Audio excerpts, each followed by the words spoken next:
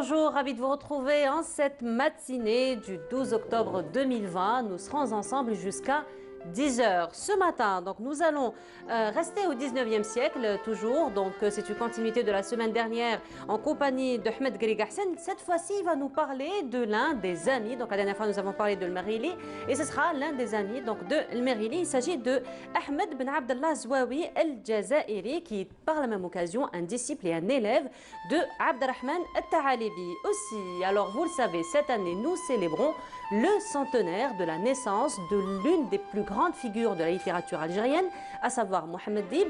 Le 10 octobre, donc samedi dernier avant-hier, il y a eu une conférence, une rencontre autour donc des œuvres majeures et de la littérature algérienne donc de Mohamed Dib.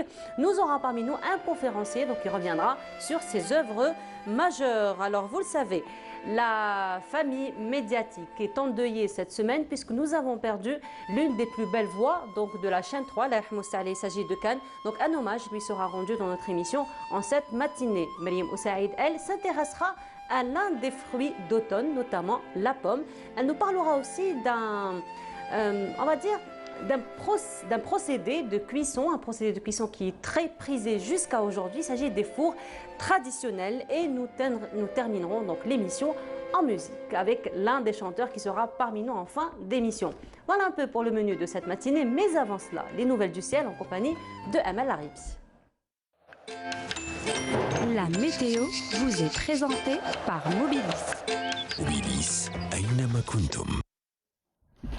Amal, bonjour. Bonjour Nour. Ça va Amal? Ça va très bien, merci. Alors, ce matin, donc avant le début de l'émission, nous étions en train de discuter. Alors, on s'était habillés un peu plus. Nous avons été surpris hier par un orage. Des averses. Des averses, voilà. Et puis ce matin, donc réflexe, nous avons tous regardé un petit peu nos téléphones. Alors, c'est 12, 15, 16 degrés. Et la laine, et les vestes. Et pourtant... Pas encore la laine, non. Pas encore. Non. Pas encore. On Non. s'était pris un peu Ça, trop... c'est une mauvaise idée, par contre. C'est une mauvaise idée. Ouais. Alors, il faut dire que c'est l'automne qui s'installe. C'est l'automne. Qui s'installe petit à Voilà. petit. C'est pas encore l'hiver. l'hiver. Faire très attention. Voilà. Et mettre la laine et après l'enlever, là, c'est pas bien. Voilà, donc il faut faire N'est-ce très, pas, très Manel? attention. N'est-ce pas, Manel? Voilà. Alors, Manel qui est très déçue ce matin parce qu'elle a bien habillé son fils, finalement. Ouais. Voilà. Un peu plus de détails en votre compagnie, Amel? Allons-y, merci Allons-y. Nour. Bonjour à tous et bon réveil. Eh bien, pour aujourd'hui, on aura de la brume et des nuages bas en ce début de matinée sur les régions de l'ouest, mais le temps restera généralement dégagé tout au long de la journée.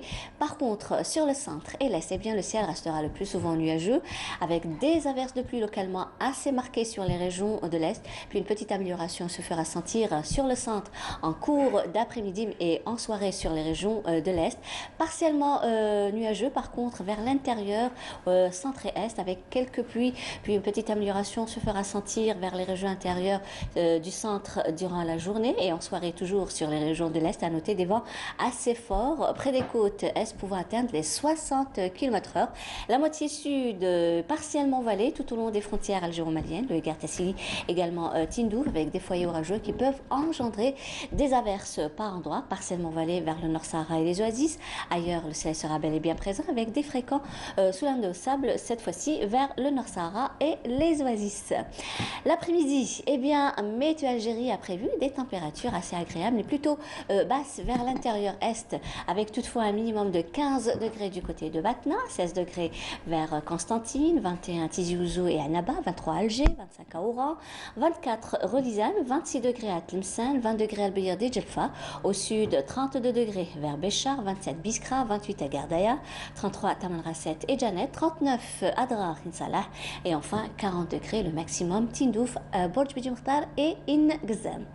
La mer durant cet après-midi, eh bien on aura une mer plutôt peu agitée près des côtes ouest, agitée sur les côtes centre mais très agitée sur les côtes est avec des vents qui vont souffler entre 20 et 30 km/h près des côtes ouest et centre et 30 à 60 km/h près des côtes est de secteur nord-est. Et bien sûr, un termine subit avec l'éphéméride pour aujourd'hui, lundi 12 octobre. Le soleil se couchera vers 18h15 et pour plus d'informations, vous avez les sites de Météo Algérie. Passez une excellente matinée avec la suite des programmes sur Canal Algérie et à midi.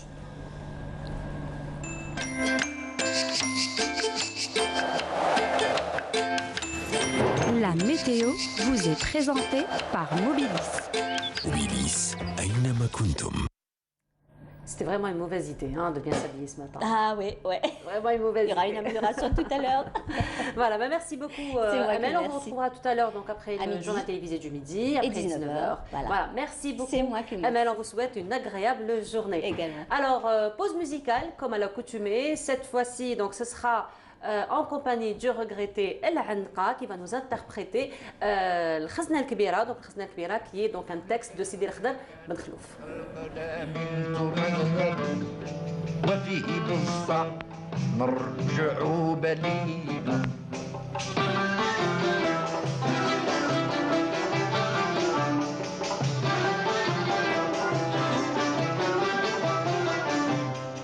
ومن هبوك طرت للحسين يوم لا ينفع الولا بلونا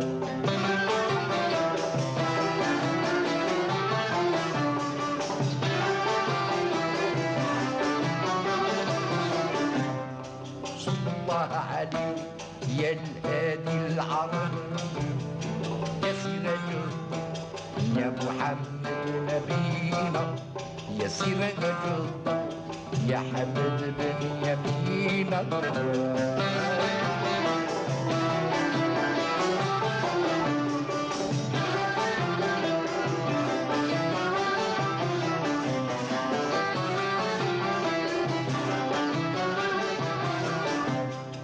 بسم الله نبتدى بالحمد نخدم كيف البدي في الكتاب حتى قضى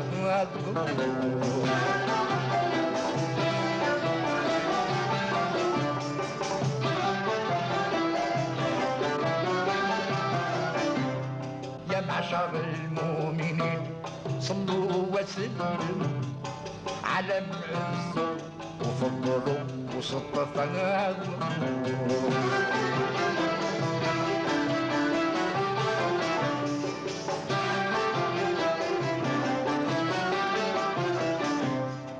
أرضوا على صحاب سيد الخلق تقدم هذا هو الخير نشكره من عطاء وكنت من أهل العقول نفني شبابي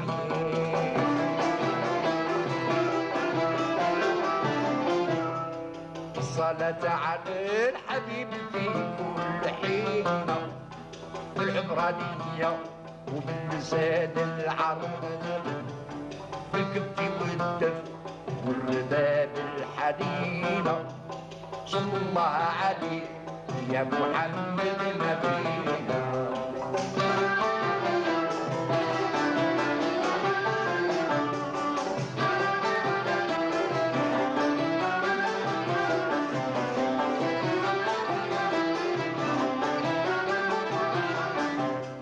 صلى الله عليك يا المضل بالغمام يا مولاي حمد شفيع عرب المعاصي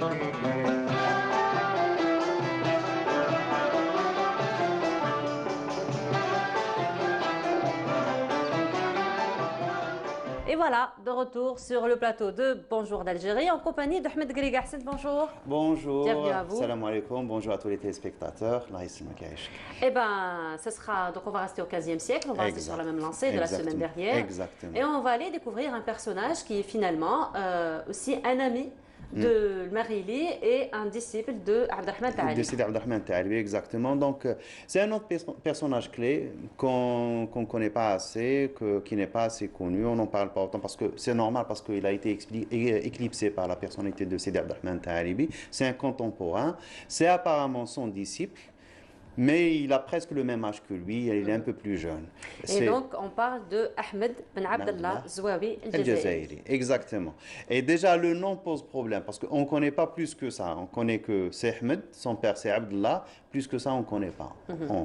Il est Zouawi, donc il est originaire de Zouawa. Est-ce qu'il est natif de la région de Zouawa Ou c'est juste, il est juste originaire de Zouawa, donc en venant à Alger, il a gardé le nom de Zouawi, le surnom.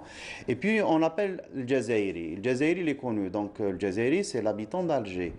Pourquoi lui? Pourquoi pas les autres? Donc, est-ce qu'en se déplaçant, il est parti ailleurs, il a voyagé, donc il a pris le surnom de Jazairi, il est revenu, il l'a gardé? Est-ce qu'il est natif d'Alger? Plein de points d'interrogation, de questions, de questionnements sur sa vie, donc on ne connaît pas en fait. Mais Donc, est-ce qu'on doit comprendre par cela, finalement, qu'il n'y a pas beaucoup d'écrits sur lui, qu'il n'y a pas beaucoup de recherches sur lui? il n'y a pas beaucoup d'écrits, ça c'est sûr. Donc même les contemporains, donc quand ils le citent avec une, deux phrases. Mais c'est une, deux phrases qui sont qui sont surchargées d'adjectifs, qui démontrent un peu la personnalité du personnage, son poids dans la région. Il y a Louane Charisi qui le compare à Sidi Abdelrahman Taalibi. Donc si on vous compare à Sidi Abdelrahman Taalibi, c'est que vous n'êtes pas n'importe qui. D'accord. Mais on ne sait pas plus que ça. Donc, de tous ces écrits, qu'est-ce qu'il nous reste? Des poèmes, ou des poèmes didactiques, ou des poèmes panégyriques sur le Médih de Rasoul sallallahu alayhi wa sallam. Alors, qu'est-ce qui fait de lui, donc, un personnage clé dans l'histoire de l'Algérie? Donc, il faut revenir au contexte. Donc, on est au fin du XIVe siècle. Il est né en 1397. Il est mort en 1479. Il est mort quelques années après le décès de Sidi Abdelrahman Taalibi. Il est né quelques années après le grand séisme d'Alger, le séisme de 1367, qui a apparemment chamboulé la démographie d'Alger, qui a fait rentrer la tribu des Taaliba peut-être à Alger, l'arrivée de Zouawa, parce qu'apparemment la population d'Alger a été complètement décimée. Donc, après coup, on ne sait pas bien sûr, comme je vous l'ai dit, chez qui il a appris. On sait et on a des indices qu'il y avait une activité culturelle à Alger. Je ne sais pas pourquoi. On va revenir, c'est pas grave, on va revenir. Donc, c'est un gars, donc je disais, qui était très important. On ne sait pas qui sont ses maîtres. On sait que, par exemple, il a étudié chez Sidi Boujma'a, qui est aussi le maître de Sidi Abdelrahman Taalibi, qui est enterré avec Sidi Abdelrahman Taalibi. On connaît mieux quelques-uns de ses élèves, qui sont des hommes clés du XVe siècle, entre autres, c'est Mohamed Ben Youssef Sanoussi, le grand théoricien du dogme islamique, l'aqid al-islamiyya. Il a étudié chez lui. Il a même fait un commentaire d'un poème didactique écrit par Sidi Ahmed Ben Abdallah Zouawi. Il a été aussi le maître de Ahmed Ben Zarrouq al-Barnoussi. C'est un autre personnage il est d'origine marocaine, mais il a passé beaucoup d'années ici en Algérie. Il a même été élève de Sidi Hayat al-Aidli, donc dans la région de Tamqra. Et à chaque fois, il le cite dans ses œuvres. Donc, on trouve quelques passages où il dit c'est ce que m'a dit mon maître Sidi Ahmed Ben Abdallah Zouawi, c'est ce qu'a dit maître Ben Abdallah Zouawi. Finalement, on fait référence à lui. Donc, c'est une référence à lui. Donc, voilà. Donc, pour revenir au contexte, c'était Alger. Alger se transformait parce qu'il y avait un mouvement des frontières, comme on disait la dernière fois, du nord vers le sud, plutôt du sud vers le nord, parce que la ligne de contact entre le monde chrétien et le monde islamique du sud, de la rive sud de la Méditerranée, donc on commençait à s'affronter un peu plus. Juste avant sa naissance, il y a Delles qui a été attaqué par les Génois, il y a Oran qui est en premier attaqué par les Portugais, puis libéré. Donc on commence à avoir ces frictions et ces frottements avec le monde chrétien. Donc il y a un chamboulement. Donc les capitales se déplacent, elles vont du sud vers le nord. Donc Alger, on délaisse Tlemcen, qui est pratiquement délaissé, et on se déplace au siècle suivant, on vient au XVIe siècle, début du XVIe, on s'installe à Alger parce que les lignes d'affrontement ont changé. Il y a aussi les frontières d'est en ouest qui se déplacent parce que les trois dynasties qui se chamaillaient sur le Maghreb, donc il y a les Hafsides, il y a les Zianides au centre, il y a les Mérinides, donc elles commencent à chambouler, elles commencent à s'effriter, il y a toutes les frictions familiales, il y a aussi les guerres qui se passent entre les dynasties. Donc il y a la frontière, par exemple, entre la dynastie des Zianides et les Hafsides qui se déplacent d'Alger à Bougie, puis les Hafsides qui occupent Tlemcen. Donc il y a plein de mouvements d'est en ouest comme ça à cause de ces rivalités. Donc, et puis apparaît le pôle d'Alger Au début, c'était juste une bourgade, un petit village où il y avait peut-être des pêcheurs.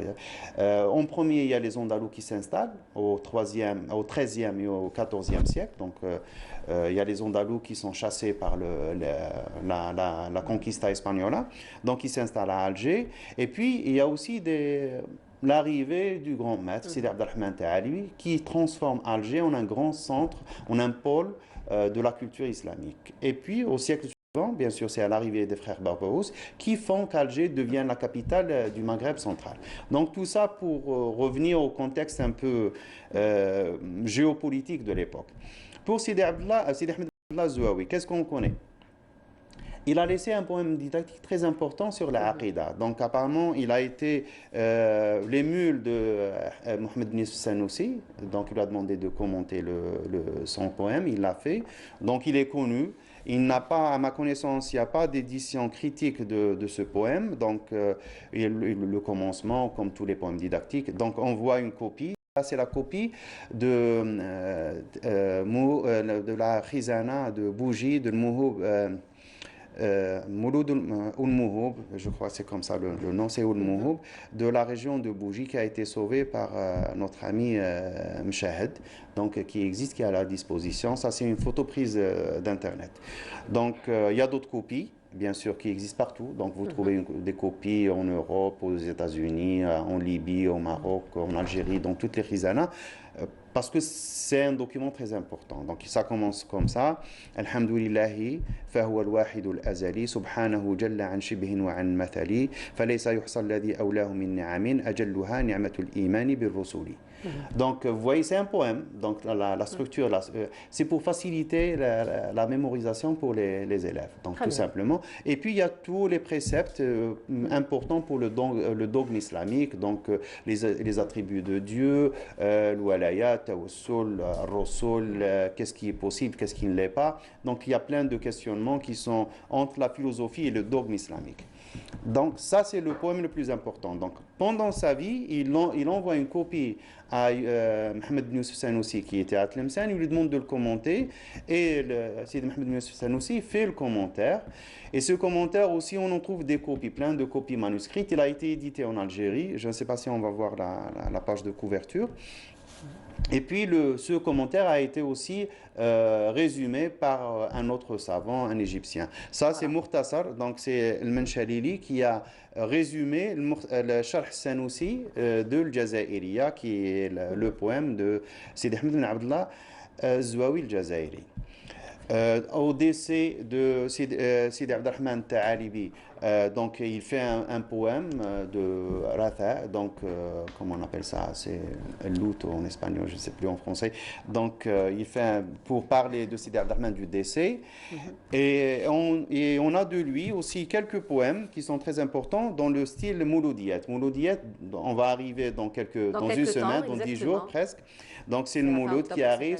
Donc il y avait une tradition. Apparemment, c'est le créateur de cette tradition à Alger, parce que depuis, plus loin que lui, on ne connaît pas d'autres poètes. Et après lui, il y a plein de poètes qui ont écrit dans ce style. Et lui, il a laissé 5 à 6 poèmes. Quelques-uns sont peut-être apocryphes, donc, et d'autres lui sont attribués normalement. Voilà. Donc il y a aussi un autre poème qui m'a été envoyé de Londres. C'est une copie qui existe en Angleterre.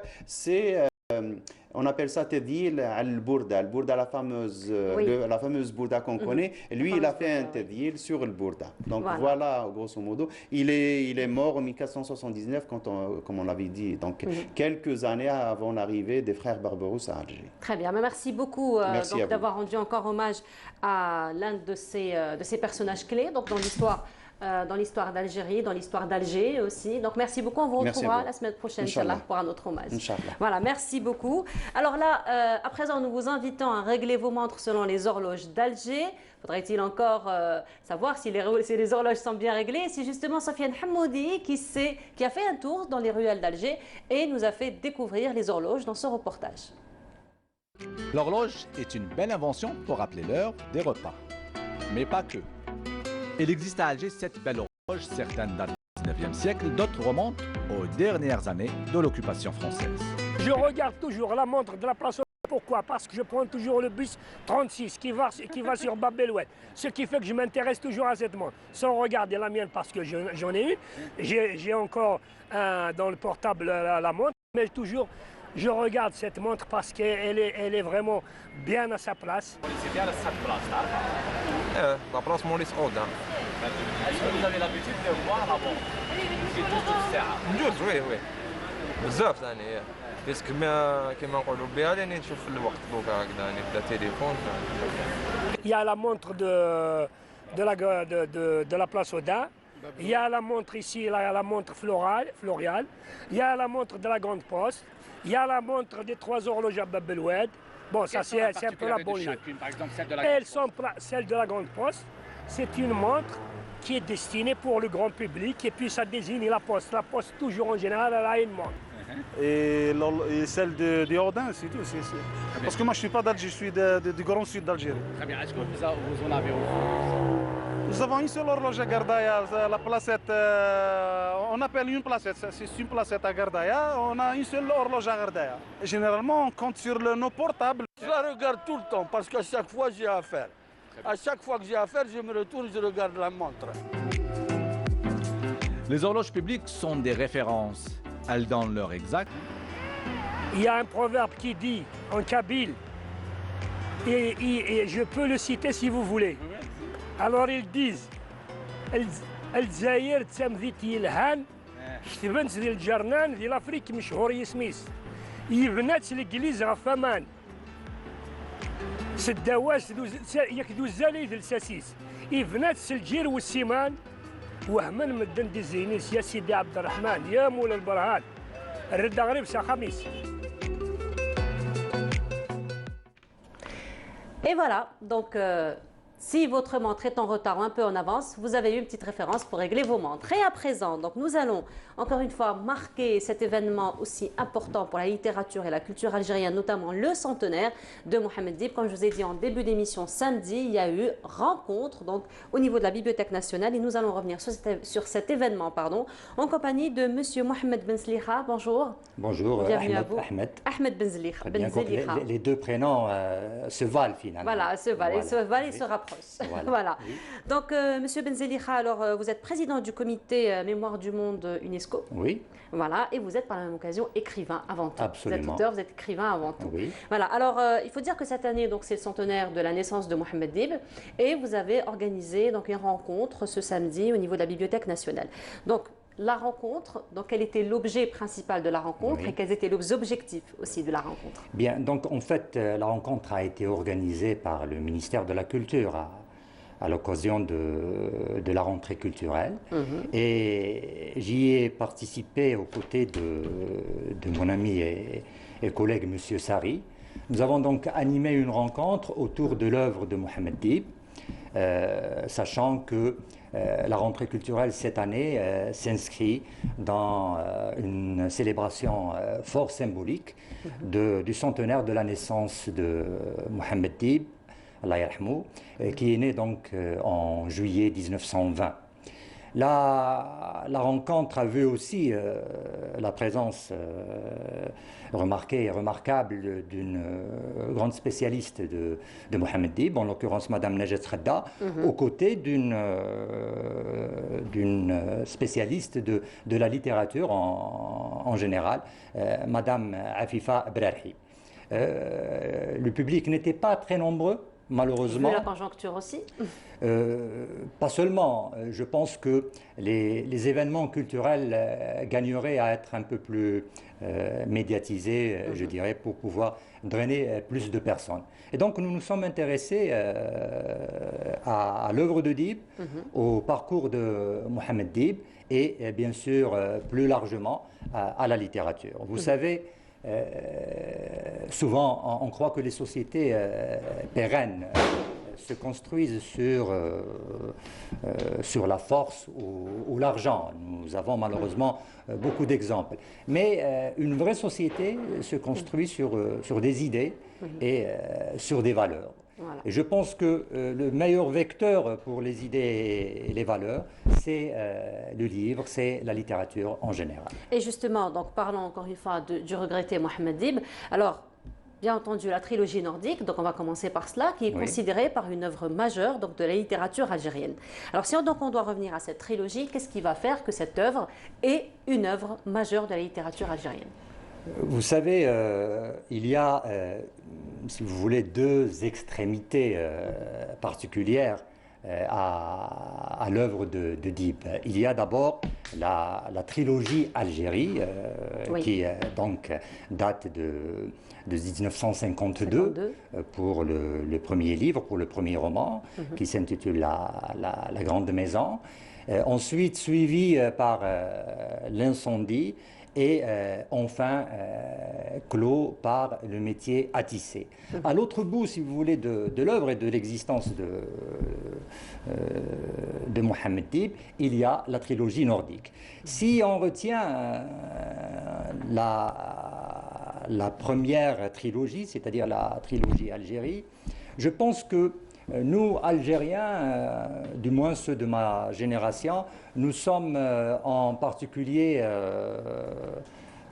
influencés par un feuilleton qui a été programmé par la RTA à l'époque, qui s'intitulait El Hariq, l'incendie, et réalisé L'incendie, qui est donc le deuxième titre de la trilogie, a précédé la publication de L'incendie, a précédé de quelques mois le déclenchement de notre glorieuse révolution de 1954.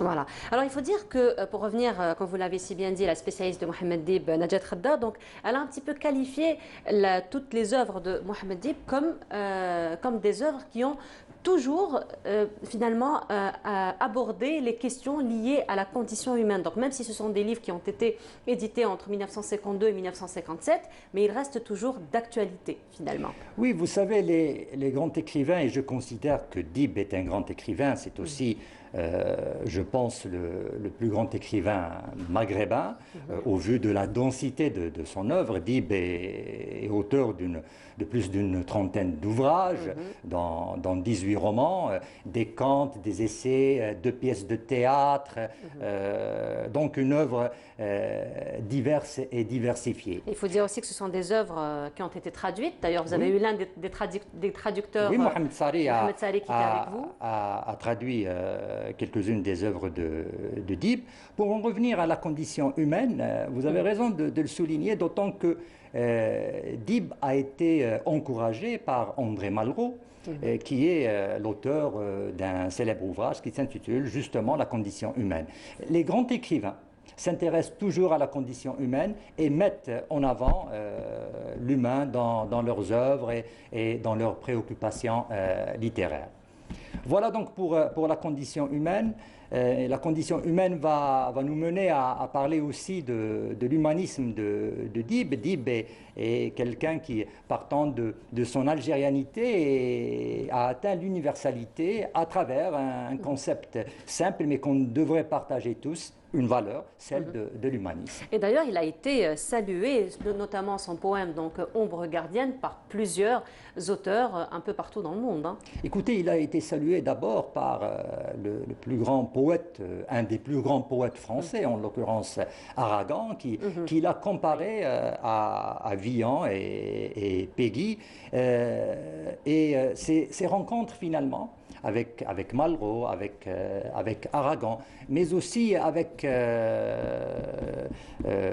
Jean Cayrol, par exemple, qu'il a pu rencontrer en 1948 au cours de rencontres organisées du côté de Blida à Sidi Madani.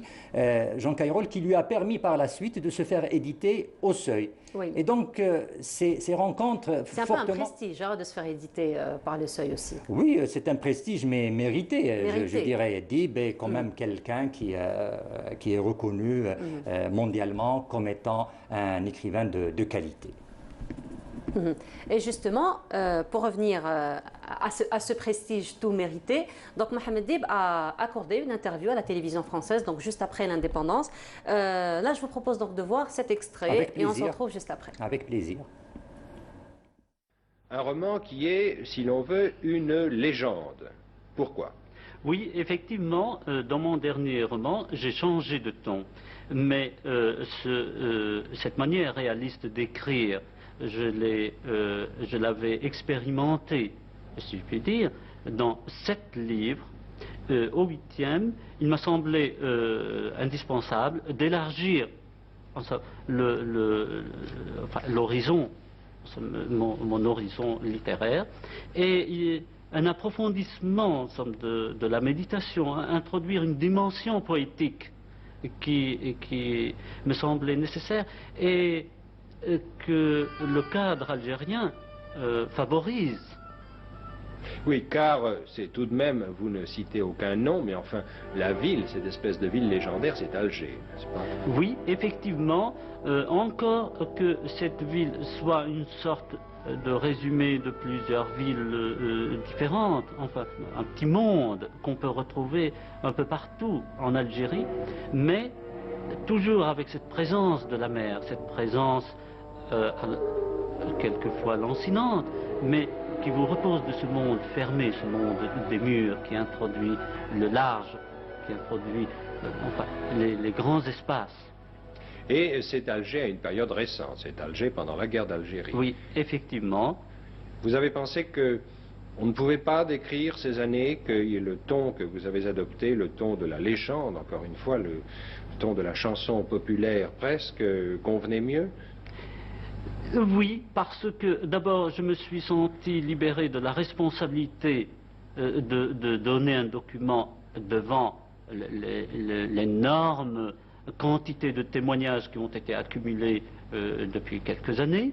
Donc un écrivain ne se sentait, enfin moi en particulier, je ne me sentais plus tenu de donner un document, un témoignage. Que je me suis senti libéré, en somme, de cette obligation, et j'ai fait œuvre essentiellement d'écrivain cette fois. Oui, on pourrait même dire de poète, mais vous êtes. Voilà, c'était donc un extrait de l'interview qu'a accordé Mohamed Dib donc à la télévision française. C'était juste après 62. Donc là, on a vu un petit peu l'extrait. Donc on voit un petit peu le dévouement de Mohamed Dib pour l'écriture. Il parle donc de dimension poétique finalement dans ses œuvres, dans son travail. Absolument. Dib a toujours mis la poésie au centre de ses préoccupations romanesques, si je puis m'exprimer ainsi. Je pense qu'il a, dans un entretien accordé à une revue littéraire, je pense que c'est Lettres, si mes souvenirs sont bons, il a parlé du fait que le roman serait une sorte de poème inachevé. Donc la poésie est au centre de l'œuvre de Dib. La mer aussi. La mère, d'abord maternelle, on le voit par exemple avec Aini dans La Grande Maison, mais aussi la mer Méditerranée en l'occurrence,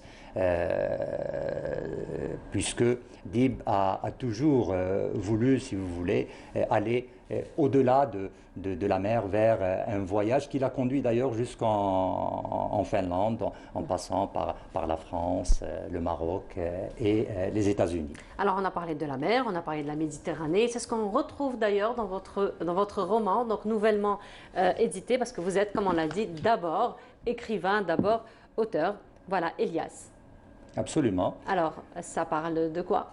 Elias, c'est une reprise, si vous voulez, de l'Odyssée, d'une certaine manière. C'est une Odyssée revisitée, et Elias fait référence à un Ulysse algérien. D'accord. Voilà. D'accord, vous n'allez pas dire plus alors. Oui, puisque j'invite les téléspectatrices et les téléspectateurs à le découvrir.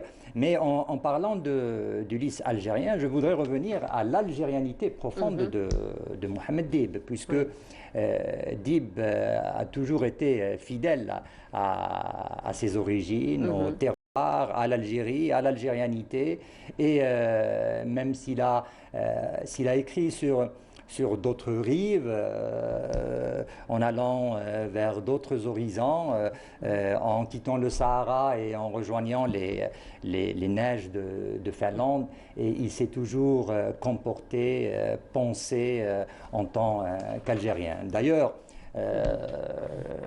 il me vient à l'esprit qu'en 1994-95, lorsque il a reçu le Grand Prix de la francophonie, il a déclaré avec fierté qu'il le recevait en tant qu'Algérien parce qu'il n'avait pas changé de nationalité, il est demeuré algérien, il est mort algérien même s'il est enterré dans la région parisienne. Voilà, merci beaucoup M. Ahmed Ben Zelliha d'avoir été parmi nous ce matin.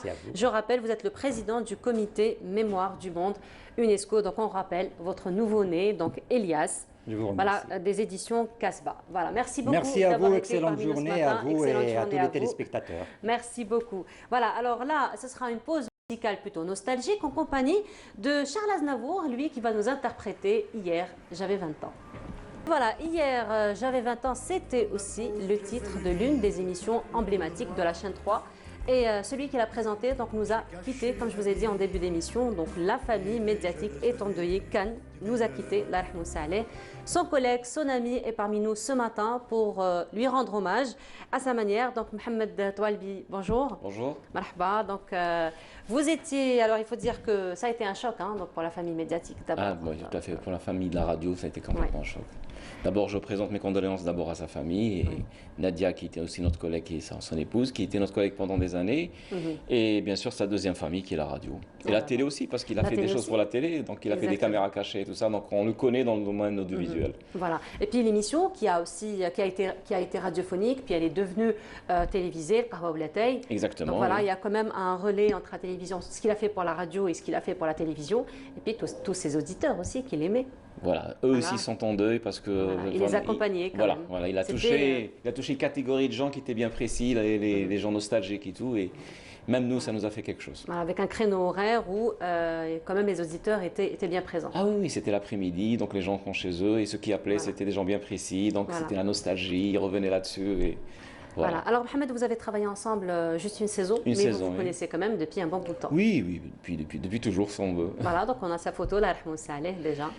Exact. Ça, c'était pendant les émissions, il lisait les mails et il faisait ça en même temps. Moi, j'étais juste derrière et il y avait une très grande complicité entre nous. Au début, j'avais très peur parce que l'émission nostalgique, je me suis dit comment je vais faire. Et puis son épouse, c'était elle la réalisatrice auparavant. Oui.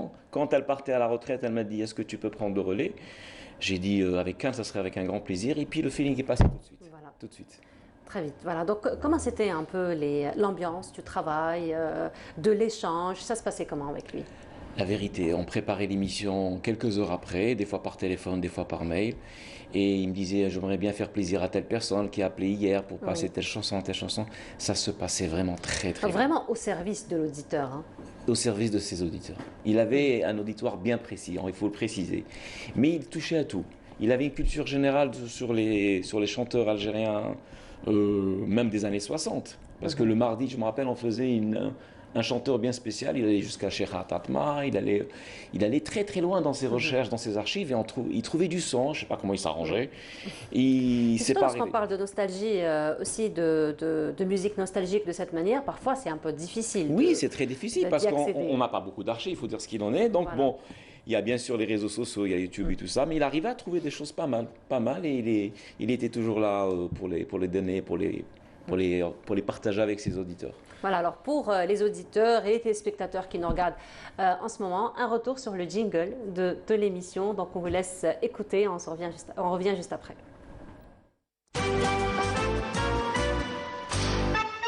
Hier, j'avais 20 ans. Une émission produite et animée par Khan, réalisée par Lamia Mahfouf.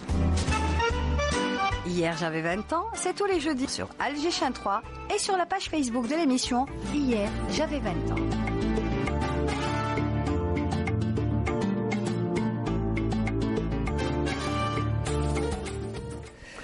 Voilà, donc on disait que c'était Hayat Khaldi qui a prêté sa voix au jingle. Oui. Voilà. Donc on la salue ce matin. Alors, donc qu'est-ce qu'on peut retenir de lui finalement?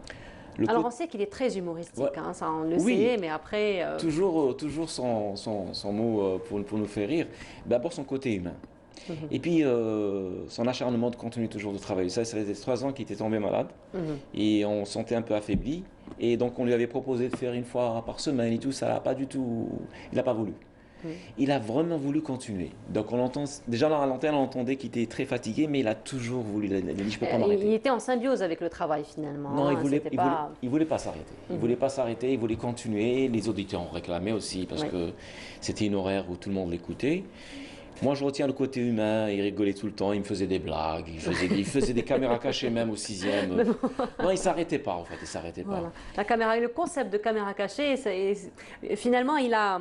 Il avait ça dans le sang. Voilà, dans le sang, Il s'est carrément. pas arrêté, non, il s'est pas arrêté. Quand il arrivait, il faisait une Il a blague. incarné carrément la caméra cachée. Il fallait vraiment s'y attendre, hein, parce qu'on a dit attention, Khan, il arrive, il va nous faire quelque chose. Et c'était le cas.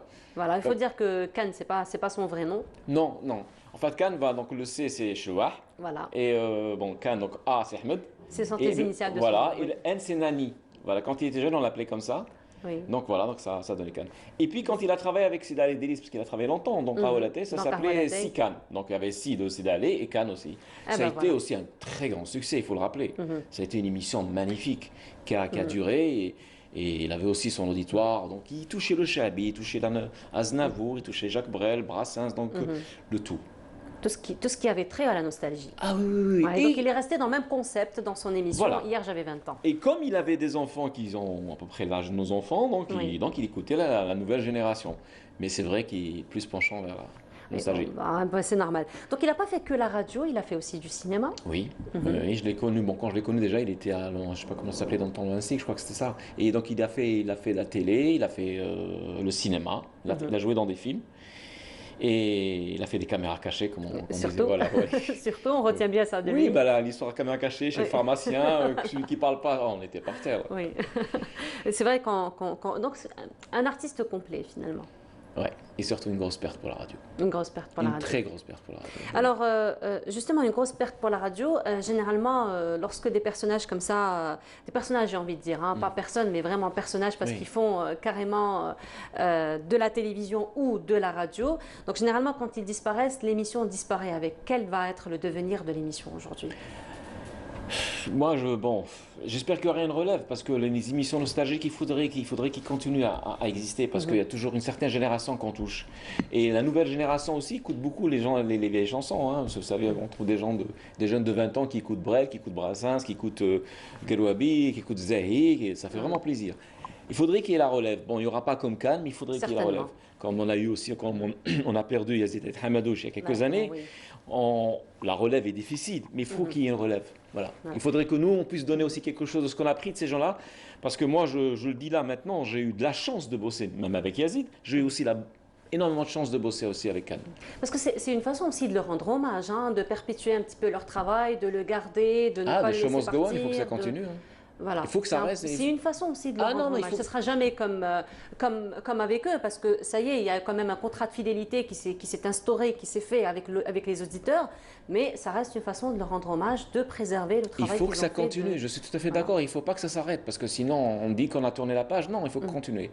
Cannes était là, Cannes, il nous a montré la voie à beaucoup d'autres gens, j'espère qu'il y aura une relève, j'espère qu'il y aura des animateurs qui feront ça, qui continueraient le même chemin qu'il a fait. Inch'Allah, peut-être un dernier mot en hommage, donc à Cannes. D'abord, c'est toujours difficile. Oui, hein, c'est je sais, difficile. toujours difficile. J'ai appelé sa femme hier en lui disant voilà, je passe ce soir sur Cannes. Elle m'a dit est-ce que je pourrais avoir l'enregistrement? J'ai dit non, il n'y aura pas de souci. Et voilà, donc je lui souhaite beaucoup de courage. L'émission sera sur YouTube. Voilà. Juste après l'émission. Je lui dis, je lui souhaitais beaucoup de courage parce que pour moi, c'est une très grosse perte. Mais comme vous avez dit, c'est bien que vous avez relancé la chose. J'espère qu'il y aura la suite. Il y aura des gens qui prendront le relais. Il faut qu'il y ait des gens qui prennent le relais pour continuer à faire plaisir aux auditeurs. Voilà. Voilà. Merci beaucoup, Mohamed Toualbi, d'avoir partagé Merci à vous de ce m'avoir moment invité. avec nous. Non, mais Merci beaucoup. c'était un plaisir. Il fallait lui rendre au moins ça. Voilà, c'est le minimum qu'on puisse faire pour quelqu'un qui a donné ses plus belles années à la radio, au cinéma, à la télévision, aux pratiquement auditeurs. sa vie, hein, pratiquement. Voilà. Être malade, il venait vraiment très fatigué, mais pour lui, c'était important. Voilà, merci beaucoup. Merci à vous. Merci donc encore une fois, toutes nos condoléances à sa famille, à la famille médicale. médiatique et à tous les auditeurs donc, qui suivaient Cannes. Merci encore une fois. Merci. Voilà, donc là, je vous propose un reportage auquel s'est intéressé Mariam Oussaïd. Alors, c'est un sujet sur les fours traditionnels. Comme à l'accoutumée, Madame Ziyar nous ouvre les portes de sa maison pour nous faire découvrir un objet incontournable de la vie de famille, le four à pain en terre crue.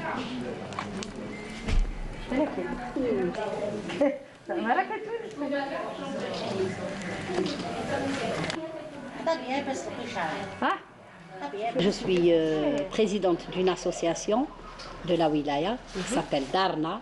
Donc, fi Darna, on trouve tout. Et Hadi Darna. Et aussi, je suis représentante du patrimoine de Koléa. Le patrimoine immatériel de Koléa. Donc, tout ce qui est tradition. Et j'œuvre tous les jours, sans arrêt. Mes activités, d'ailleurs, sont très connues pour préserver et sauvegarder ce qui reste de ce que nous avions auparavant. Il n'y a pas si longtemps que ça, toutes les femmes du Maghreb construisaient ce four. Fait à base de terre, de paille et d'eau, si peu d'éléments pour faire un objet indispensable, si ce n'est vital, pour cuire le pain quotidien qui nourrira tous les membres de la famille. Les femmes, Zmen, travaillaient péniblement pour gagner leur repas quand même. Et donc, ils ne puisaient pas dans la poche du mari.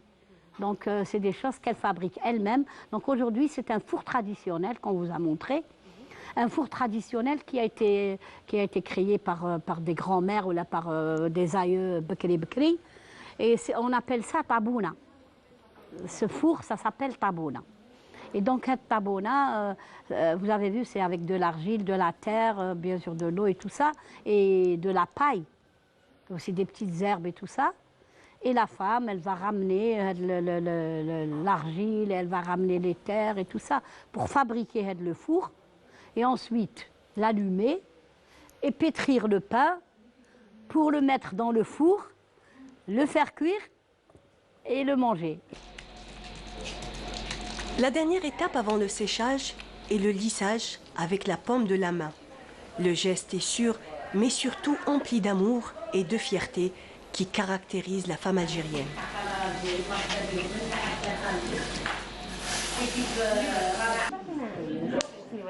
Construit en quelques heures et séché au soleil, il ne faut que quelques jours pour que le four soit opérationnel et qu'il commence à dégager cette agréable odeur de pain.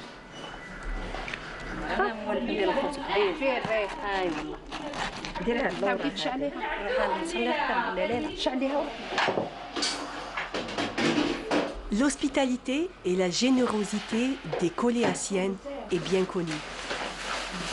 Et il est hors de question pour l'équipe et moi-même de quitter la maison de Madame Ziyar sans un déjeuner copieux.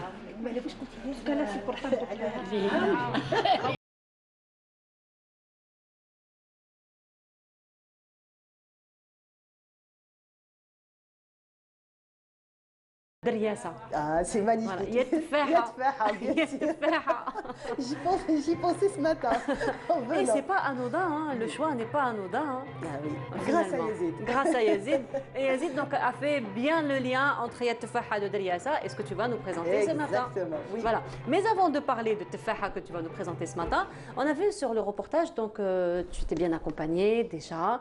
Moi, je sais que toi, tu aimes bien les mamies qui ont beaucoup de belles choses à raconter. Oui. Mais surtout, le repas avait l'air d'être très copieux. Ah, le repas était délicieux. Madame Ziyar nous a vraiment gâtés. Ah, Madame Ziyar. Donc, c'est une femme que j'ai découvert, en fait. Je connaissais comme ça, à travers l'écran. Sa réputation n'est plus à faire. Mais j'ai jamais eu affaire à elle directement. Et donc, c'était vraiment une surprise. Belle découverte. Exactement. C'est une femme merveilleuse, magnifique, d'une générosité incomparable. Et surtout, c'est quelqu'un qui comment dire, qui tient aux traditions, Oui. mais alors vraiment c'est extraordinaire. Donc vraiment on va dire que c'est la gardienne. Elle tient aux traditions, elle défend aussi la tradition, elle est un peu partout dans les expositions et elle transmet tout cela aux nouvelles générations. C'est ça, exactement. Donc elle arrive à transmettre ça, d'abord à le garder, à le transmettre et surtout à donner le goût aux jeunes générations, de façon, même s'ils ne l'ont pas vécu, même s'ils ne connaissent pas tout ça, mais à travers ses récits et comment qu'elle essaye, comme on voit le four qu'on a été voir, donc elle essaie, elle l'a pris, elle l'a amené dans plusieurs wilayas d'Algérie, donc elle essaye encore de les garder, de les montrer un petit peu à travers tout le territoire national, surtout aux nouvelles générations pour qu'on n'oublie pas. Oui. Voilà. Et surtout, donc, le four traditionnel que nous a fait découvrir à travers ce reportage, donc on voit que ce sont des femmes qui le construisent, et puis il faut dire que le goût du pain après c'est tout à fait autre chose, c'est pas le pain qu'on connaît, hein, c'est tout à fait autre chose. Absolument pas, donc l'odeur de la terre, l'odeur aussi du bois, donc toutes ces odeurs se mélangent et ça fait un pain extraordinaire. Effectivement, donc le goût est inégalable, on peut pas en faire deux comme ça. Si on n'a pas ce four-là, on aura du pain, il sera toujours aussi bon, mais pas avec cette saveur et pas avec ces odeurs. Voilà, donc ça c'était pour le pain. Et donc on reste un petit peu dans l'art culinaire, on reste un petit peu donc, dans tous ces aliments qui nous apportent du bien, qui nous font du bien, que ce soit sur le plan nutriments, que ce soit sur le goût aussi. Et donc là, tu t'es intéressé à un fruit très particulier, qui est connu, hein, donc on le trouve partout dans le monde, mais il a quand même, il regroupe, il rassemble un petit peu toutes les vertus. Et c'est vraiment un fruit de saison, un fruit d'automne. Oui, vraiment le fruit de saison, donc c'est pour ça que j'en parle cette année. Et donc ces dernières années, on a commencé un petit peu à voir les pommes locales qui commençaient à avoir le vent en poupe, donc beaucoup plus demandées, beaucoup plus belles, et surtout la disponibilité. On réussit maintenant à trouver des pommes de plusieurs variétés et surtout de très très bonnes. Bon, elles ont toujours été de très bonne qualité. C'était le calibre, c'était plutôt, on va dire, l'aspect visuel qui était des fois, bon, elles sont pas très grosses, elles sont pas vraiment bien rondes, mais le goût a toujours été là. Et là, comme on peut le voir aujourd'hui, donc on réussit à trouver donc de très très belles pommes, chose qu'on ne voyait pas, il faut le dire, pendant très longtemps. Donc pour les gens qui ont, on va dire, qui ont moins de 40 ans, pendant très longtemps, les pommes, on va dire, qui étaient quasi inexistantes sur le territoire national. Surtout, je parle bien des pommes de gros calibre, comme par exemple celle-ci que l'on voit ce matin, donc la Golden Delicious. Donc il y avait les variétés locales qui sont excellentes. Il faut savoir qu'on est on est arrivé un petit peu, on va dire, à la croisée des chemins entre garder les anciennes variétés avec leur goût et peut-être aussi, le problème c'était que on va dire que la production n'était pas suffisante. C'est vrai que c'est des anciennes variétés, ça donne de très bons fruits, mais la quantité n'y était pas. Voilà, donc on ne pouvait pas finalement assurer l'autosuffisance rien qu'avec la production que nous avions. Exactement. Là, donc, comme on peut le voir, donc, ces dernières années, il y a à peu près juste, alors on va parler de Betna, pourquoi? Parce que la reine des Aurès, c'est, on va dire, c'est elle qui a pris le dessus sur la production nationale de pommes. Alors d'ailleurs, j'aime bien Méliem, lorsqu'on va comme ça, un peu en dehors d'Alger, alors on voit les camions qui nous proposent des petites pommes, parce que généralement elles sont petites, et puis vous avez les pancartes Tefah Betna. Alors là, c'est vraiment la pub, hein. C'est comme ça qu'on va attirer les gens. Donc savoir que ce sont les pommes de Betna, donc ça attire très vite les clients. Ah, exactement, c'est vraiment, dès qu'on entend Betna ou alors on lit Betna, on se dit c'est bon, on a trouvé le fruit le plus délicieux. C'est pas une légende, c'est tout à fait vrai. Donc pour quelle raison Betna, pour quelle raison les Aurès sont connus pour cette belle production de pommes? Tout simplement parce que la pomme est un fruit qui aime les grands froids et aussi l'altitude. Il faut savoir qu'elle est cultivée à peu près 1800 mètres d'altitude. Voilà, donc c'est vraiment les conditions climatiques que demande ce fruit-là. Donc le froid, l'altitude et l'eau aussi. Donc cette année, quand même, il y a eu un petit peu, on va dire, quelques pluies qui ne sont pas arrivées au bon moment, mais grâce aux nouvelles techniques, donc à l'irrigation, donc il y a une nouvelle forme d'irrigation et tout qui a été mis en place. Il faut savoir qu'il y a à peu près, juste dans la région de Betna, 5000 hectares de pommes. Voilà, donc il y a 5 variétés principales. Donc on a la Golden Delicious, la Star Crimson, la Royal Gala, Hana, Red Globe et Granny Smith. Ce sont les 5 variétés les plus répandues dans la wilaya de Betna. Et surtout ces dernières années, il y a 2 nouveaux vergers. Toutes les variétés, on les trouve à Betna? Oui, exactement. Sans oublier les anciennes variétés locales, avec des noms berbères qui ont aussi, comme je vous dis, qui se vendent aussi très très bien. Faut pas se mentir. Hein. Tout le monde se les arrache, les toutes petites pommes là. Les toutes petites pommes, elles sont beaucoup plus destinées pour tadjin l'hlou généralement. Exactement, voilà. Tadjin l'hlou pour les compotes. Pour les compotes aussi. On fait aussi du jus, donc le cidre fait à base de pulpe de pommes. Oui. Donc tout ça fait que la région connaît un réel, on va dire, engouement. Donc il y a énormément de nouveaux vergers et ce qu'il faut savoir, c'est que l'histoire de manger une pomme et de jeter les graines dans le jardin et avoir des pommiers, ça par contre c'est une légende. C'est une légende, par contre on est dans la légende. Exactement.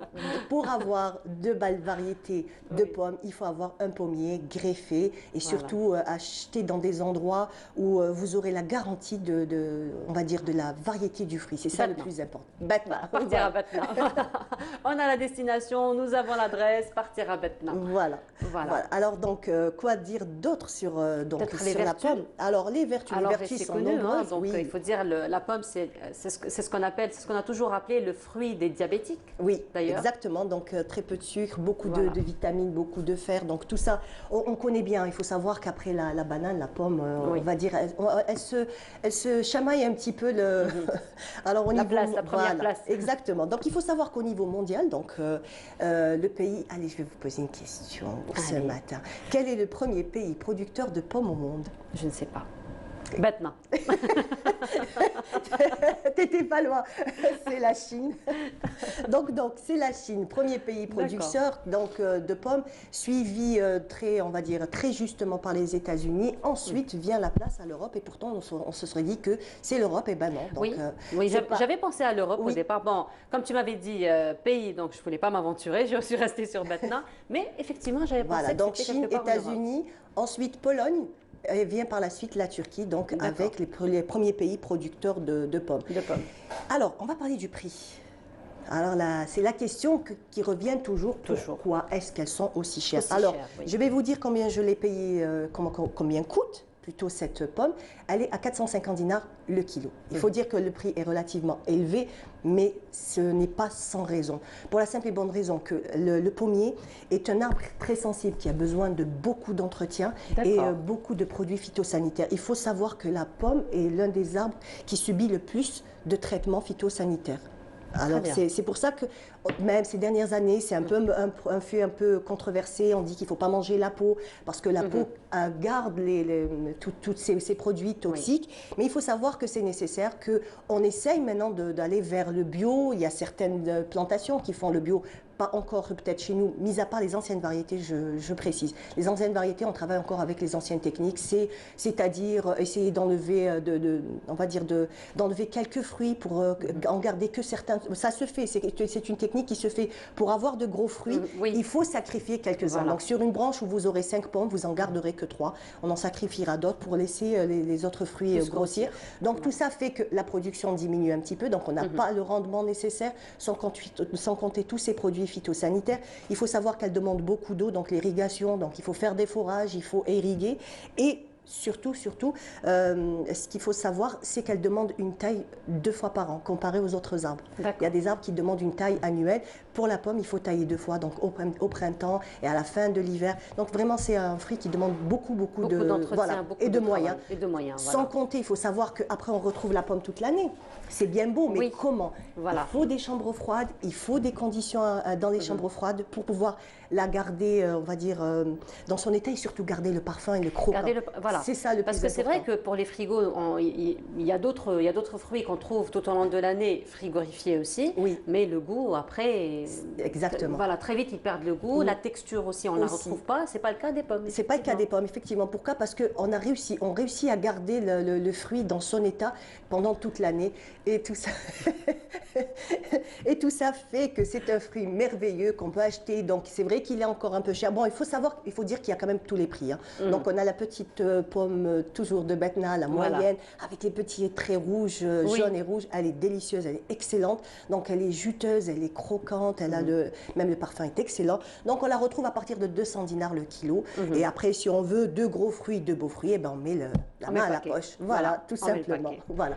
En attendant on va dire que ce fruit soit la production soit un peu plus importante, c'est clair, plus la production sera élevée et plus le prix sera moindre, plus abordable. Alors il y a Yazid qui insiste sur un point, c'est l'attraction de la pomme, parce que c'est grâce à la pomme finalement qu'on connaît aujourd'hui la loi de l'attraction.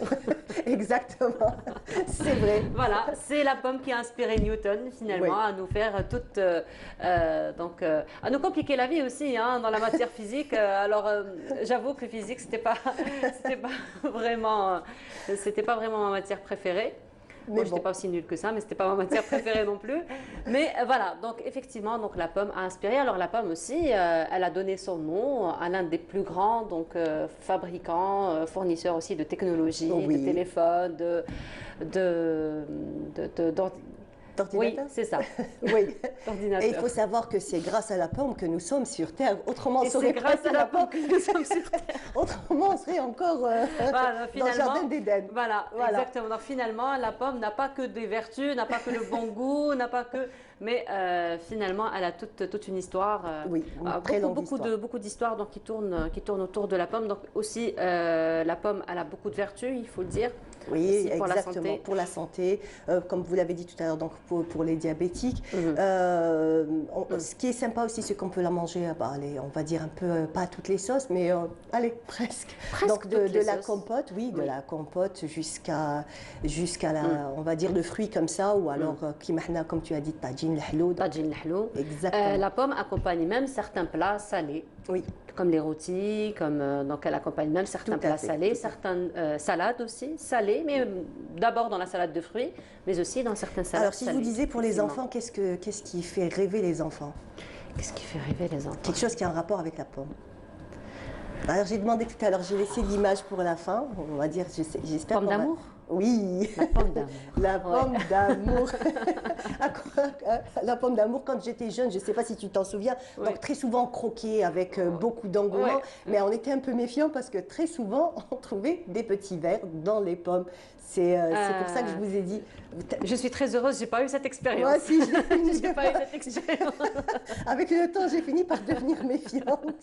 Voilà, c'est pour ça que je vous ai dit, c'est un fruit qui est très très sensible. Voilà, donc finalement, c'est le fait d'avoir le caramel là autour qui va faire que non, c'est pas ça. C'est-à-dire finalement c'est le choix de la pomme au départ. Exactement. Alors il vaut mieux le faire à la maison. Il vaut mieux le faire à la maison, choisir soi-même. Voilà, c'est ça. Non, c'est pas ça. C'est de la gelée. Ça c'est de la gelée de pomme qu'on peut faire avec les pépins. Il faut savoir que les pépins, on les mettra dans de l'eau, du sucre, et on mettra les pépins de pommes pendant on va dire 15 à 20 minutes, et on aura une très très belle gelée et surtout colorée de cette manière-là.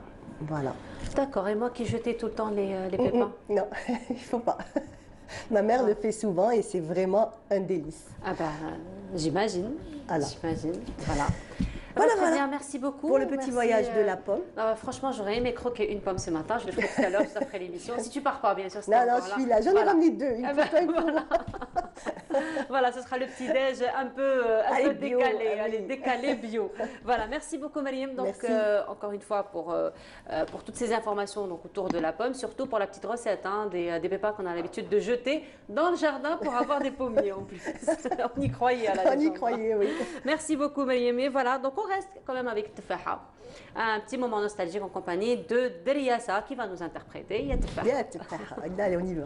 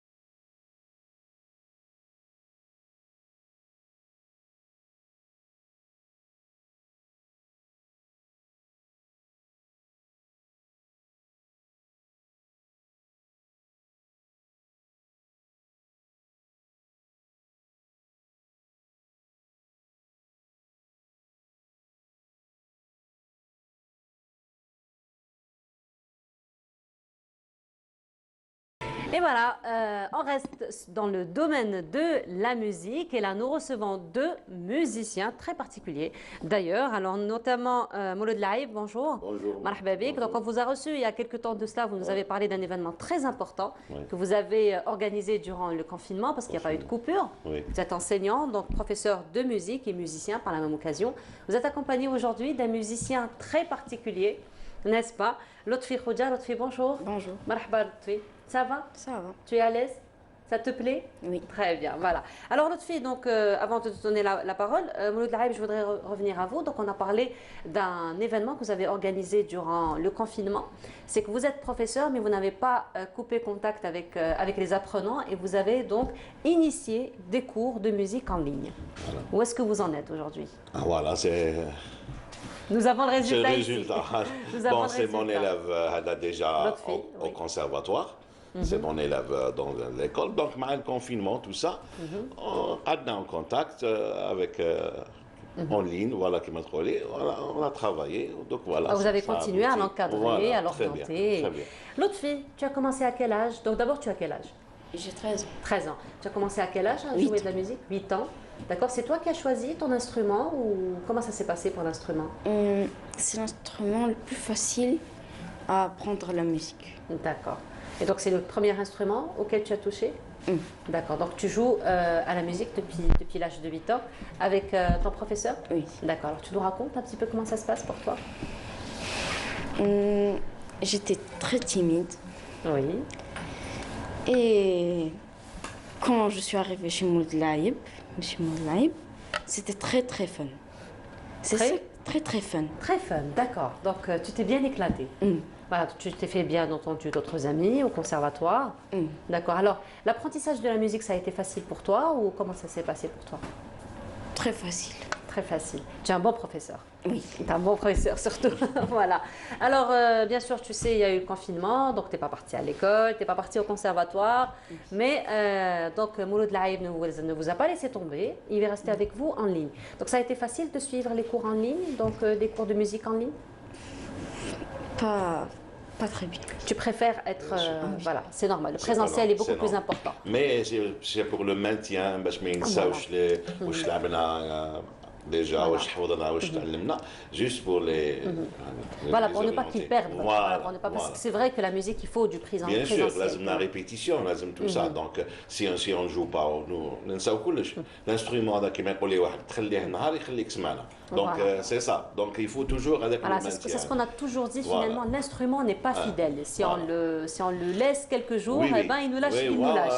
Voilà, il nous lâche. Mais l'autre fille, lui, on vient de me dire que tu t'es bien entraîné hier, tu as bien fait tes répétitions avant de venir à l'émission, n'est-ce pas? Et tu as quelque chose à nous proposer?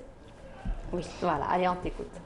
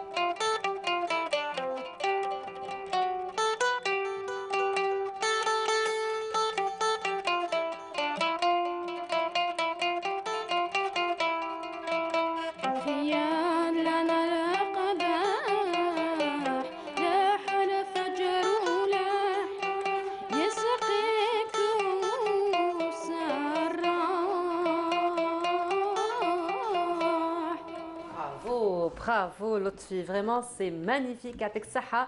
Lotfi, alors Mahmoud Laïb, vous faites aussi le chant? Pas que oui, la musique? Oui, le chant, parce que c'est la musique andalouse, donc c'est il faut l'accompagner. Bien sûr. Il faut l'accompagner. Chanter et instrument, et c'est pas facile. C'est pas facile du tout, surtout des enfants comme ça, mais voilà. Très vite ils s'imprègnent. Hein, oui, donc, parce que la musique universelle, ils apprennent que l'instrument. Voilà. Au contraire, l'instrument plus le chant. Plus le chant. Donc se concentrer comme ça doublement. Oui. Et puis on n'a pas le droit à l'erreur hein, dans la musique andalouse. C'est tellement fin, très vite on se rend compte des fausses notes. Voilà. Toutes les musiques, on n'a pas le droit à l'erreur. Surtout quand on chante et on joue en même temps. Donc c'est pas facile. Voilà. Bravo. Eh ben bravo Lotfi. Alors c'est facile pour toi finalement de chanter, de jouer ou tu t'es habitué, tout juste tu t'es habitué? C'était vraiment pas facile. Oui. Après j'ai commencé à m'habituer. Tu t'entraînes beaucoup? Beaucoup. Beaucoup à la maison? À la maison pendant ce confinement, j'ai pas. Parce que j'apprécie pas quand je suis pas avec les autres. Voilà. En groupe, c'est beaucoup mieux. Voilà. Alors là, il dit quelque chose de très important, notre fille, par rapport justement à la présence du groupe. Donc on dit que les musiciens ont besoin de d'autres musiciens avec eux pour développer l'oreille musicale, c'est juste? C'est l'ambiance, entre un instrument qui est donc ça charme. Surtout là quand la percussion, c'est tout un mélange. Voilà, c'est la beauté le groupe. Il y a une harmonie. Il y a une harmonie. Donc واحد وحده شويه يلعب شويه هكذا من بعد كيصوني ما ياكش هذيك اللي تحب يقول ما كاش لا موتيفاسيون لا موتيفاسيون بلوس لو كونتاكت حنا باك غير بالهضره غير بالخزره نتفاهموا دونك لا جو فوا لا j'ai un bel exemple donc le contact هذيك سي لا كومبليسيتي هذيك il y a tout voilà voilà c'est ça. Voilà. C'était quoi les premières notes que tu as commencé à apprendre, les premières poésies que tu as commencé à apprendre? Ça te fait quand même 5 ans aujourd'hui donc de musique. Tu as fait du chemin. Que tu te rappelles donc tes premières notes, tes premières poésies que tu faisais? Cette chanson, c'était l'une des premières. L'une des premières. Voilà, c'était l'une des premières. Et les notes de musique, le do, le ré, le mi, le fa. Voilà, ça c'est l'initiation. L'initiation, tout ça. Donc, voilà. La façon de jouer, la façon qu'il fait chier l'instrument. Oui. C'est important, hein. Ça donne aussi, ça influe un petit peu sur l'intonation du son. Ça influe plus tard, quand il a par exemple عندها احب نقول ان effet sur la façon de jouer تعاونك بزاف la façon de tenir l'instrument donc le richa la main gauche donc تعاونك بزاف plus tard. كاين دي ميوزيك كي سون ديفيسيل وتبدا تقدرش تلعب بهم وكذا مي كيكون عندك اون توني مليحه في لاموندوني كيفاش تحكمها مليح دونك تقدري تلعبي كيما تحبي سي لا بوزيسيون elle est très importante. Donc il suffit donc juste de bien s'entraîner, de maîtriser la position, les premières notes et puis tout parce que انا نقول لهم الانسترومون ما نحكموش نحطوه فوق نحطوه برك نلعبوا juste un support voilà un support c'est pas نحكموا نقدر نزيروا عليه donc on peut pas jouer donc نحطوه c'est un support ولي نوت يخرجوا من الريشه ويخرجوا غير من لي دوا تاعنا ماشي كاع من البرا و تو سا دونك لي دوا كي ترافاي اي الريشه الانسترومون ليبر محطوط كيما نقولوا ما نخليوه يتنفس الانسترومون ما تزيروش. Donc voilà, il y a la position. Voilà. Et donc toi tu as appris tout ça, donc la position, voilà. Et maintenant tu as une seule position, tu n'as pas de problème avec ça, tu maîtrises. Très bien, 5 ans après, donc ça va, c'est un petit musicien sur qui on peut bien compter.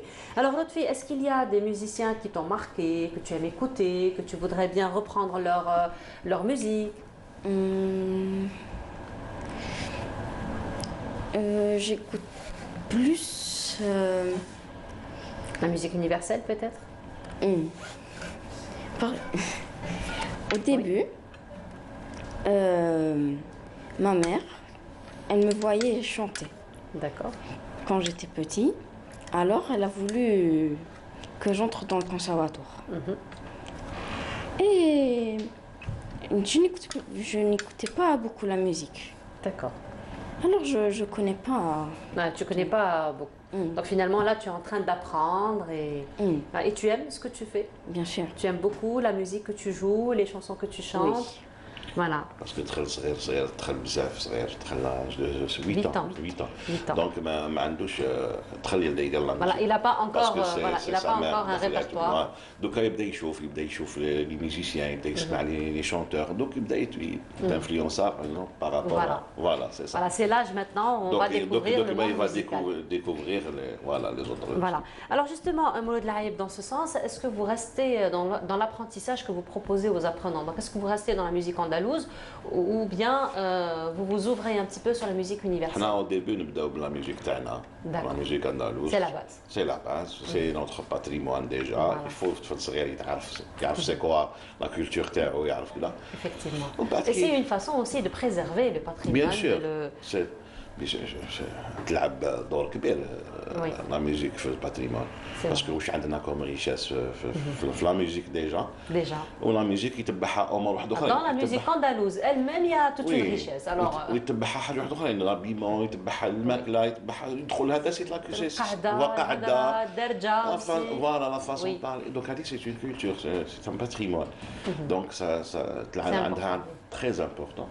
وكما نقول لهم انا كاين دي شونسون في لا ميوزيك تاع اندلس شغل كيما نحفظوا نشيد الوطني مثلا نحفظوهم كيما قمطره شو ما يعرفهاش la base شغل سي ليدونتيتي. Même à l'école on apprend moi je sais qu'à l'école on avait appris. والطفل كي يتعلم ولا قلت لك لي بون بوزيسيون لي بون تكنيك دامنا يكون عنده اون بون باز ومن بعد كي يتعلم مليح الموسيقى تاعنا يروح وين يحبوا من بعد يقدر يدير باسكو نوتر ميوزيك اللي اوفرت حب يقول شعبي عندنا المودرن عندنا كلش وعندنا فوالا. Et puis aujourd'hui il y a la nouvelle tendance des fusions entre les différentes musiques, les différentes entre les différentes cultures. Donc voilà, elle est très très riche notre musique. Voilà.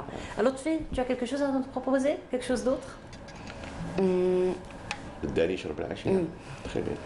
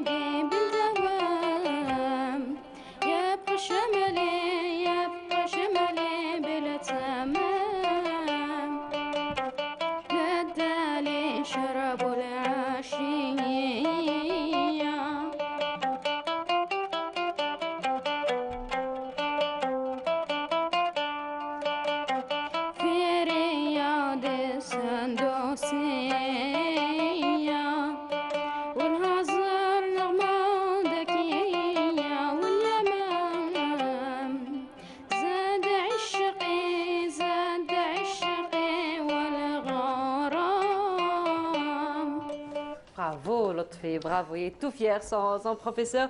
Vous voyez, Mouloud Laïb, lorsque Lotfi donc joue et chantait, donc vous étiez là, le regardez vraiment l'œil de l'enseignant. Hein. Oui. Voilà, en train de le suivre et vous êtes très fier de lui. Oui, parce que voilà. Effectivement. Donc, voilà. Voilà. Lotfi, qu'est-ce que tu voudrais faire plus tard? Le canon. Le canon, le jeu, l'instrument ou le canon? Ah d'accord, voilà. Non, parce que ma question, c'est qu'est-ce que tu voulais faire, qu'est-ce que tu voulais devenir plus tard. Voilà. Ah. on est passé à côté. Qu'est-ce que tu voudrais faire plus tard? Être un musicien. Être un musicien. Très célèbre. Voilà, célèbre. Et pour ça, qu'est-ce qu'il faut faire? Il faut s'entraîner. Juste travailler, voilà. Donc tu voudrais faire le canon plus tard?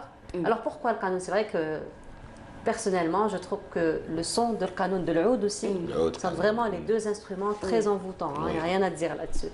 Et donc pourquoi le canon pour toi, Lotfi? Parce que c'est très beau. Oui.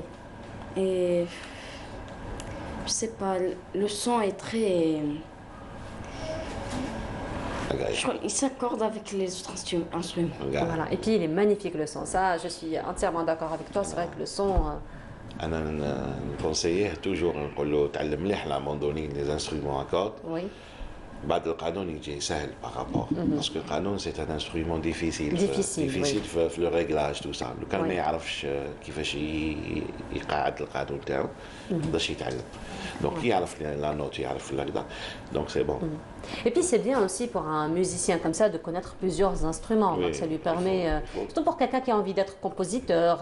C'est bien de se spécialiser dans un instrument, mais مليح كي تعرفي مليح كي تعرفي لي انسترومون كامل تعاونك في حوايج بزاف دونك دوطخ انسترومون كيما قلت لك باغ اكزومبل تلعبي بيانو تلعبي شويه بيانو باغ تعرفي شويه بيانو يعاونك في لوغاي ديجا البيانو لي جوست دونك ما يتساكورداش donc toujours la note elle est la même donc هذا فاش يعاون. C'est la raison pour laquelle les enfants commencent généralement par le piano. كاين يحبوا البيانو بصح مليح كي تتعلمي البيانو باسكو البيانو يعطيك لا نوت جوست سيتو au début. Très bien. Parce que la note تقعد toujours la vibration c'est la même. Dans le do il y a universel donc c'est un do universel يقعد toujours حفظاته c'est bon. ومن بعد كي تروحي للانسترومون واحد اخر donc عندك لا نوت. C'est bon. Donc déjà on a mémorisé par rapport à l'oreille musicale. Voilà, هذا واش يعاون الانسترومون كي تلعبي d'autres instruments. بصح il faut se spécialiser dans un instrument. Et donc ce sera le canon pour toi, Lotfi? Plus tard. Inch'Allah, pourquoi pas. Et donc tu es un bon enseignant pour ça. Donc tu as sur qui compter, n'est-ce pas? Voilà. Lotfi, tu as quelque chose d'autre à nous chanter? Non? D'accord, très bien. Alors merci beaucoup, Lotfi, d'avoir été parmi nous ce matin. Merci beaucoup d'avoir partagé ce moment avec nous et de nous avoir donc enchantés avec le jeu, avec ta voix aussi douce. Et on te souhaite beaucoup de succès. Et la prochaine fois, Inch'Allah, quand tu viendras, tu nous joueras du canon. Pourquoi pas?